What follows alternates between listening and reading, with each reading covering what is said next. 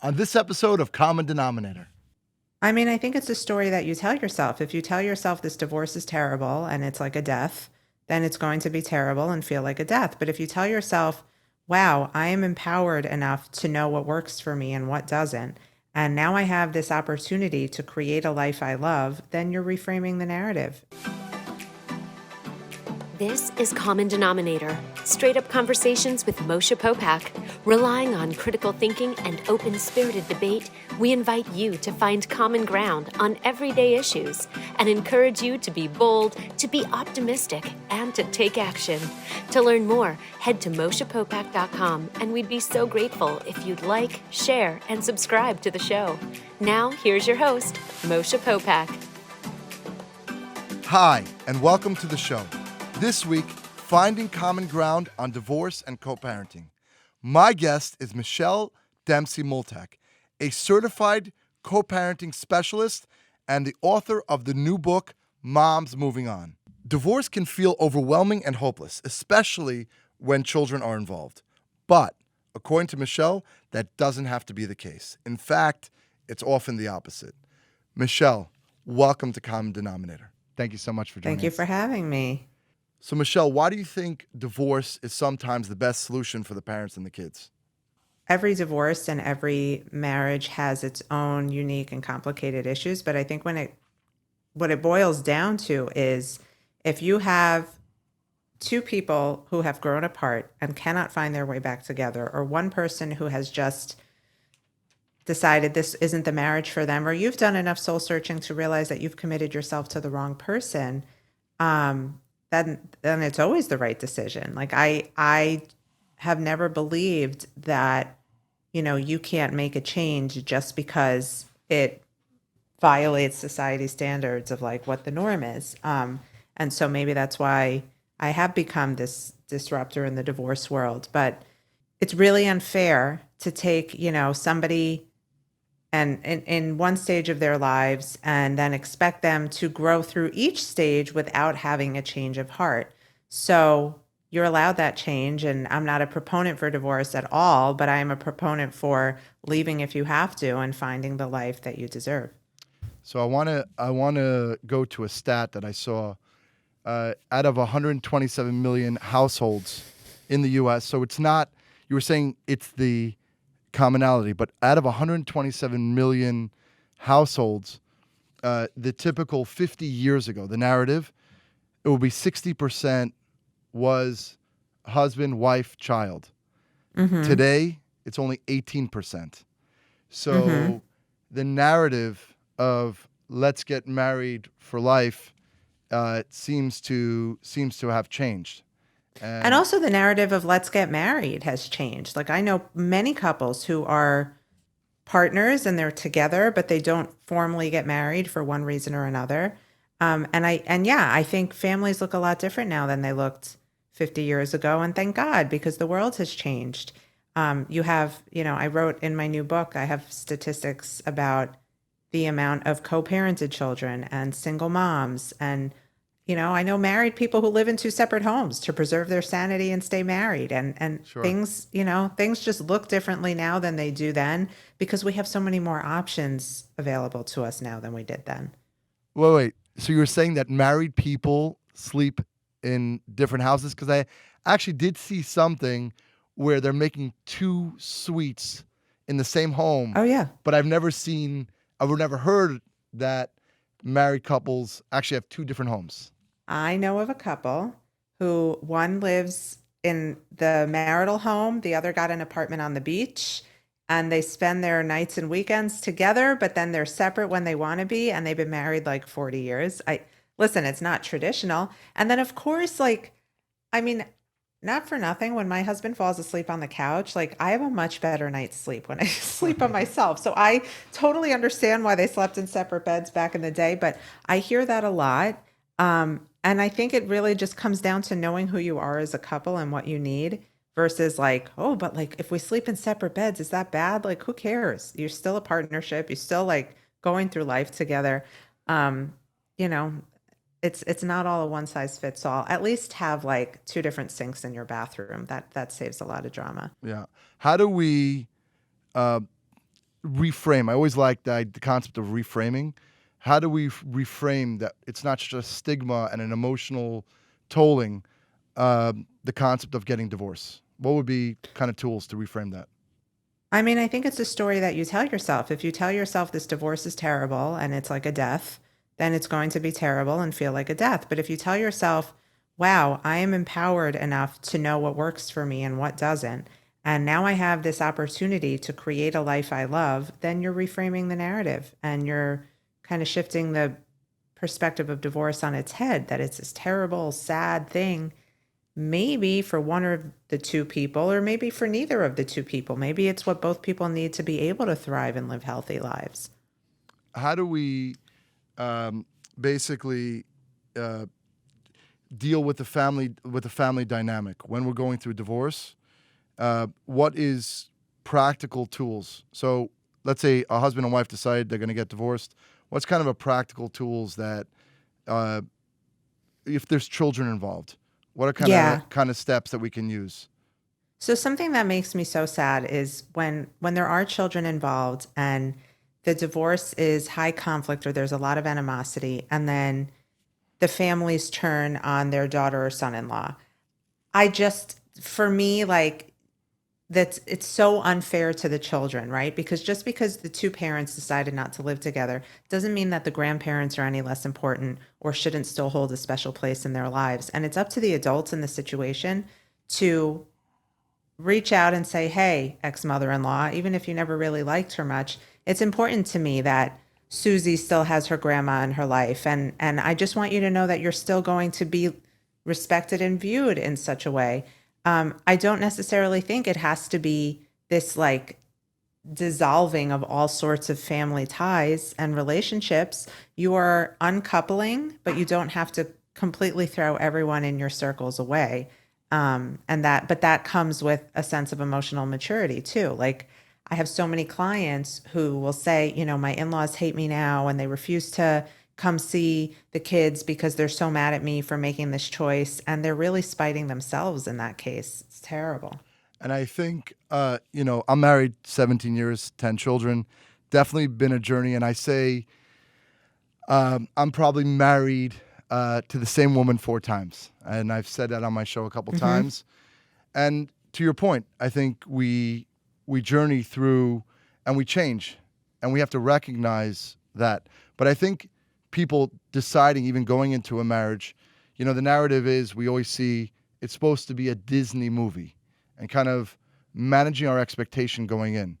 That actually it's kind of the way I see it is that it should be more thought out. It's the same energy. For example, the same energy you put into business, the same energy you put into your marriage between husband and wife, and the same energy you put into your children, right? Yeah. It's work.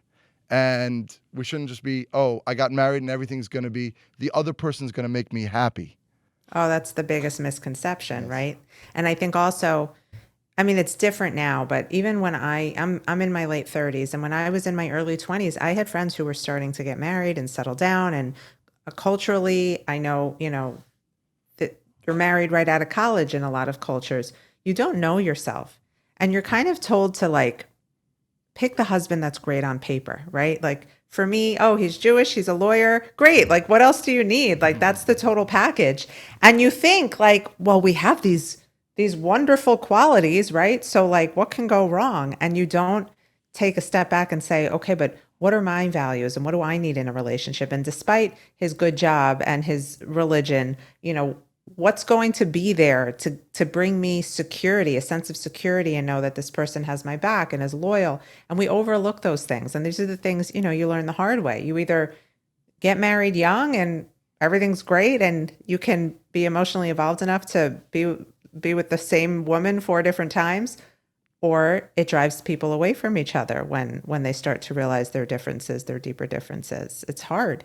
They say men marry a woman hoping she won't change, and women marry a man hoping he will. And that's not real life. And in other words, I do believe that a married couple, most of the time, before they decide to get divorced, try everything that they possibly Everything. can. Everything. Yes. That is the truth. And what would be the end? Like, this is the catalyst. You know what? We're throwing in the towel. First of all, I'm a big believer in trying to. I've had a handful of clients who I've said to them, like, listen, I know you think you want to get divorced, but you're not there yet. Like, you still have work here. There's still work that can be done. My mom gave me the best advice. I'm also a child of divorce, and my parents had a horrible marriage. But my mom said, Michelle, you don't want to lay your head down on your pillow at night thinking that there was something more you could have done. You want to try everything. And I am a big fan of that. But then, okay, so you decide to go to marriage counseling and you get there because you can't believe your spouse did that thing to you.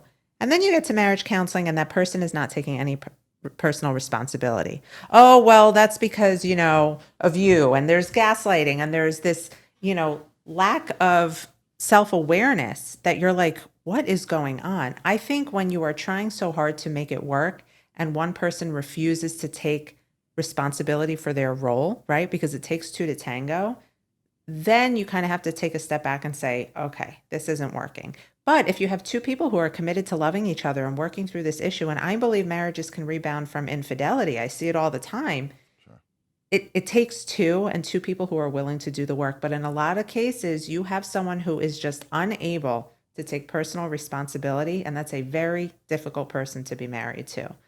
And the other case where I think it's not worth sticking it out and trying is, or like literally skipping marriage counseling and just getting out of there, is when there are issues of abuse, whether physical, sexual, emotional, or financial. That is not a healthy environment for you to be in, not a healthy environment to raise children in, because you're modeling for them what relationships should be. And if you're allowing abuse, obviously I don't have to tell you why that's bad. But aside from that, I mean, if you've got two people committed to working on it, it's worth a shot. So, Michelle, I know you just mentioned about rebounding from infidelity. From a practical perspective, right, in society, you see, like, that seems impossible. Right. What are some practical tips how to deal with that? I think you have to look at the situation for itself. If the person you're married to is carrying on like a double life with someone else, maybe that's not something trying to rebound from. That's pretty hurtful and disloyal. But if somebody has a slip up, let's say, and they come clean to you about it and they feel horrible and they can't believe they let that happen, there's a level of accountability there. And that's something you can work with. Then you can say, okay, why did this happen? Was it, the children are just stressing us out so much we've disconnected? Or am I not able to fulfill you in a certain way? How can we fix that? And it takes a really big person to be able to look toward the future and not stay stuck in that one slip up that the person had. But it can be done, and I've seen it done. And I know you mentioned before, and I share that with you, I also am a product of, as a child, I was 5 years old. My parents went through a tough divorce. And thinking back now, going into my marriage, seemingly things that I should have known going into my marriage, I was like a little baby, like a little child. What are some tips, in other words, for listeners that their parents went through a tough divorce? What would you advise them going into their marriage? Very simply put, go to therapy. Right. I had so many unresolved issues that I didn't even know about that were deep in there. If you were the product of a high conflict divorce like I was, you had your own level of trauma and that stays with you.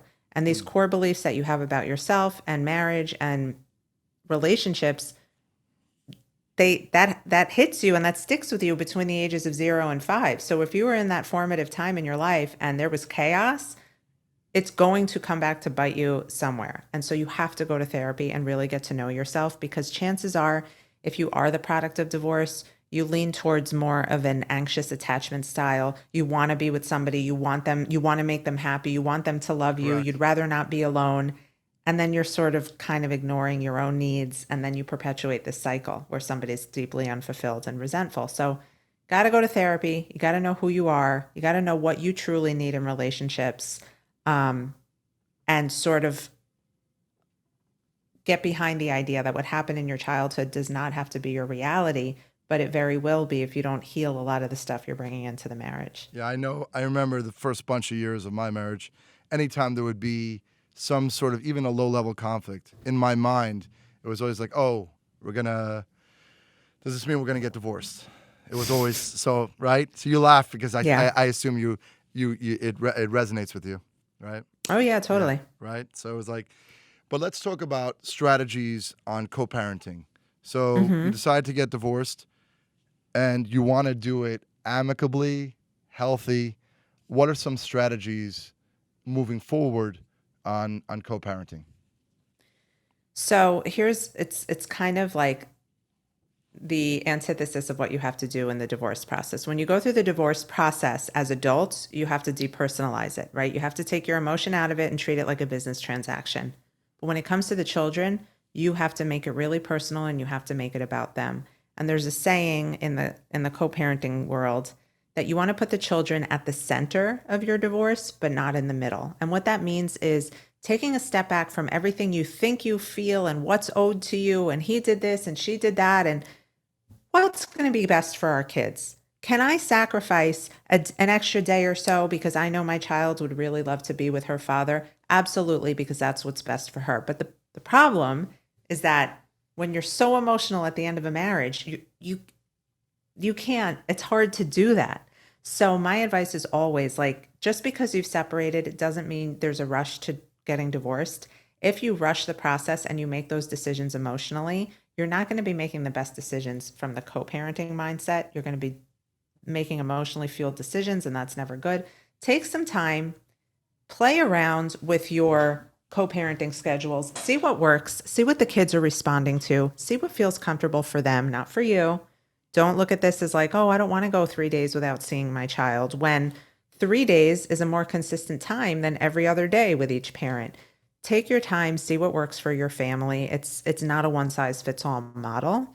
And even if you're dealing with an unreasonable ex-spouse, the best thing you can do is be that one reasonable person in your child's life. Continue making child-centered decisions, even if your ex can't. Two balls of fire will not produce anything good. But if you can be the glass of water and your ex is the ball of fire, then your kids will be in a much better space. Yeah, no, I agree. And I just want to also talk about the emotion and treating the process like a business. I was talking to a friend of mine. He's currently going through a divorce. Unfortunately, the way the system, the legal system, I call myself a recovering attorney. So Yeah, okay. don't practice. But in the end of the day, there's a natural, and I want to tell this to the audience because I think there's a natural conflict of interest because these lawyers and the judges, they all know each other. And the end of the day, what's actually practically happening is that you end up paying the college tuition for the lawyers, right? You want to fight and they get on your emotion and you're sensitive and drag it out 6 months, a year, 2 years, and it's $1 million before you know it. Mm-hmm. So I just want to, from a practical There are ways finance, around that, that right? doesn't have to be, we're in a space now where a lot of lawyers are being trained in collaborative law.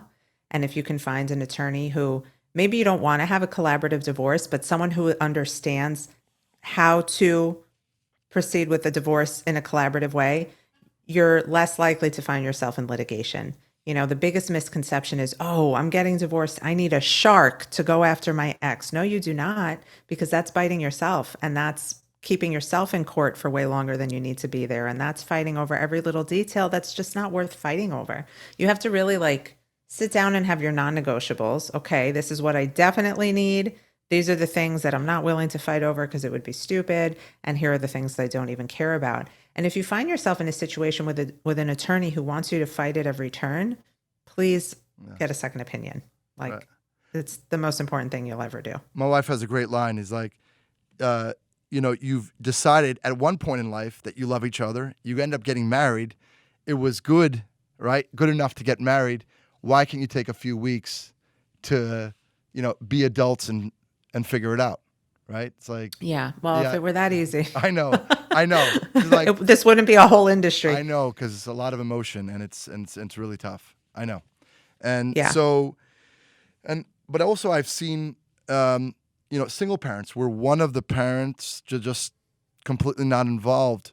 what's the strategies that, for yourself emotionally and for your child or children, what are some strategies to deal with that? Well, the first thing I think that that parent needs to do is take out the shame and the guilt of her life from not having the other person there to be a presence in their child's life. Harvard research shows that children only need one stable caregiver to thrive. And if you look at some of the most successful athletes and actors, they'll say, I owe it all to my mom. She was a single mom. So that shows you right there that children really only need one stable person to thrive.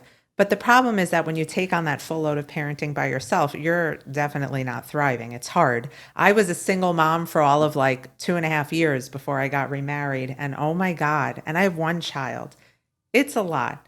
So for that, I say you can't be too proud. You have to know when to ask for help, when to call in a lifeline, when to throw your hands up and just say, screw it. This doesn't need to be perfect. It's okay if you take Cheetos for lunch today because I've had a day and I can't prepare another like cookie cutter little meal. You have to know your limits. You have to know when to ask for help. And you have to own the fact that like it's pretty amazing that you have the sole influence in this child's life. If their other parent were there and they were going to be a detriment to them, it's a blessing for you to step in that role and own it by yourself. And I know top 50 podcasts on Apple, over 500,000 downloads. So obviously you're speaking to a great crowd on your podcast, Mom's Moving On, right? So Thank you. Yeah. So I guess this from your journey, right? I always say the hardest things end up being the biggest blessings in a way because of the sure. right, because of the things that you learned.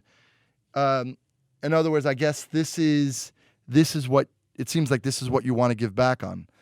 Yes, 100%. This all started out of a need for what I didn't have when I got separated. I was 33. My daughter was 2.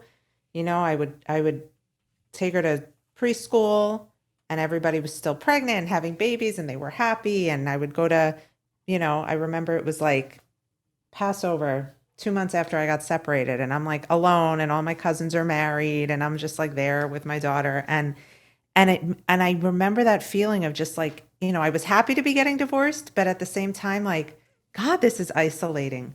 So that's really where my whole brand was created, I guess, and it sort of happened by accident. But I just believe that if you make it through something and you can teach somebody else how to do the same thing, that's your duty in life. Like, what other job do we have than to help each other out through the dark times? Like if we've already been there, we can't keep that secret to ourselves. We have to help someone else do it. And that's I think the power in what I do and the authenticity behind what I do. I commend you for that because I think that everybody should do that. That's common denominator. I know I had my own journey, and I said that I would. This is my charity. This is my way and my mission statement to empower people through stories of the commonality of humanity. So I commend you for that. And I know with the same name as your podcast, you also have a book, Mom's Moving On. Tell us a little bit about the book. Yeah, here she is. I'm very excited. It is essentially, somebody called it the Bible for every divorcing mom, but I can equate it to what to expect when you're expecting for a mom going through divorce. It is a play-by-play of literally everything you will face from the minute you find yourself alone in your house after your marriage ends to when you start co-parenting and how to handle that, how to navigate the legal process, how to navigate your changing friendships. All of a sudden, people stop inviting you to dinners because you're the weird divorced person now. There is so much we go through, and I literally cover all of it. It's about 27 or 28 chapters. Everything from when you first get separated to when you are ready to take the next step into a new relationship. Yeah, I think that's brilliant because I like that step by step. In other words, because we don't have a lot of abstract and people talking about different ideas, but actually what you went through and putting yourself out there step by step. What would you say is one or two of your kind of favorite ideas coming from the book? Definitely the shift in perspective, like lemons to lemonade kind of mindset. Like, yes, this is your reality now, but you can still make it great. And helping a woman realize that having this blank slate to create the second adventure in her life is a really powerful thing. And the other, I think it helps people feel less alone during a really isolating time. It breaks down everything you can expect to go through into like tangible bits and pieces. And at the end of the day, it's uplifting. So, most of the divorce literature out there before I wrote this that I came across was either very rote and prescriptive, and it really spoke to the legalities, or it spoke to women who were empty nesters in their 40s and 50s. This is like an evergreen, something that you can pick up at any stage you're going through in the divorce process, and feel like you have somebody who's listening to you. So on the flip side, so I appreciate that. I also spoke to, I have a few friends going through divorce, and they were saying if we can do the same thing for guys also, like kind of it's so groups, needed. So needed, yes. On the guy side too, they don't, right? I don't know. So many men follow me, and they'll like write to me, and they'll be like, "I know your content's for women, but like I really need it too." And some guy, actually, this was one of the best messages I got. He was like, "I didn't realize, I don't know if I can curse on here, but like how much of an a-hole I was, and you really made me realize that, and I'm grateful that I found you, because like I needed to hear it from a woman's perspective, the kind of hell I was bringing into my ex-wife's life." And there needs to be a voice for the men. There are a few accounts that I love on social media. There's Divorced Over 40 is run by a man named Daniel Herold, and he created this amazing community for both men and women. There is Single Dad Magic, who's amazing. And there are like little accounts here and there. Jay Skibbins, he's a co-parenting coach. I love him. I just had him on my podcast. He is speaking from the dad perspective, but he's really a champion for good co-parenting, and that's where my heart is too. Yeah, and I think, and it's probably even harder, I was thinking, because we're told as men, right, the narrative to be a rock, but actually there's a book called The Power of Vulnerability, and yes. I think, right, I love to cry, and I love to feel, and it's not just, the narrative of being happy, it's a narrative of the whole holistic, of all emotions, right? Mm-hmm. And to allow, men and women to feel everything. And then especially there's a lot of feelings going through divorce, right? Yeah, and I think men kind of like get the rough end of the stick, right? Because, where society tells the women to be vulnerable and emotional, and men are supposed to just like carry on and not feel anything. But all of those feelings manifest into this like ego-driven hostility towards their ex-wife, because they don't know what else to do with the feelings. Like, women seek counseling and therapy and coaching and motivational quotes, and it's almost like there's still a stigma on men being able to do the same, and I think it's unfair. Yeah, so I definitely appreciate you joining the show. How can people learn more about you and get your new book? You can just Google Moms Moving On. The book will come right up. On Instagram, I'm the Michelle Dempsey. My podcast is also Moms Moving On, and my website is momsmovingon.com. Thanks again, Michelle. We'll talk soon. Thank you. Thank you. Thank you for having me. Thanks for listening to the Common Denominator podcast. Join us next week for another inspiring, impactful, and empowering conversation. To learn more about Moshe, head to MoshePopak.com. If you enjoyed this episode, feel free to share it. And we'd be grateful if you could rate, review, and subscribe to the show.